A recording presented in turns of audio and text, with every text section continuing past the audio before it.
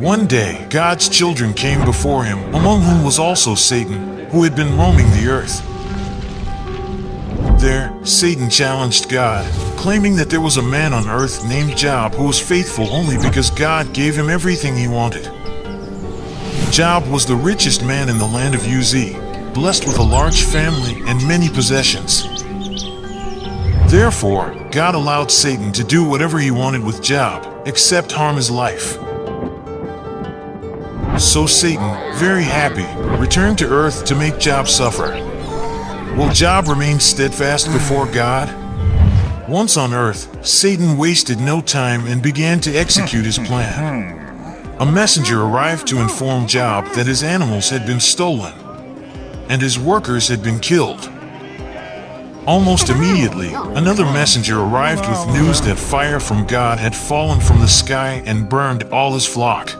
And while the second messenger was still speaking, a third arrived, saying that 3 bands of raiders had stolen his camels and killed his servants.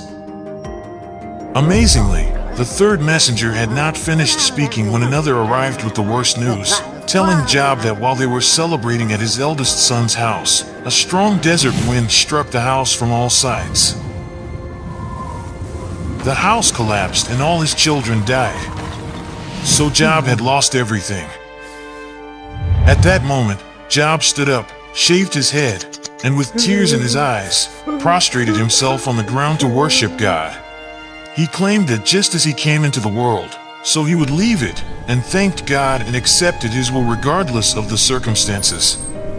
Over time, Satan met with God again, upset because Job still honored him. So this time, Satan asked God for the power to take away Job's health, and God accepted, but with the condition of not taking his life. And so Satan caused more suffering, striking Job with terrible and painful sores all over his skin, from head to toe.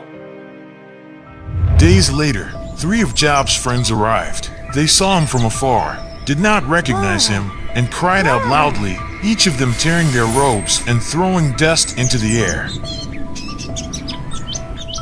They sat with Job for 7 days, not speaking a word to him. After that, they spoke very poorly of Job, attributing his suffering to punishment for his sins, which greatly upset Job because none of it was true.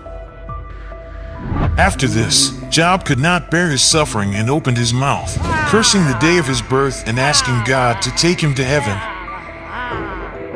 As the days passed, Job was still alive but completely shattered, almost without strength. His body was covered with worms, his skin torn and oozing. Despite this, Job did not curse God. One day, when Job least expected it, God gave him the answer he needed. But before that, God asked Job to forgive his friends.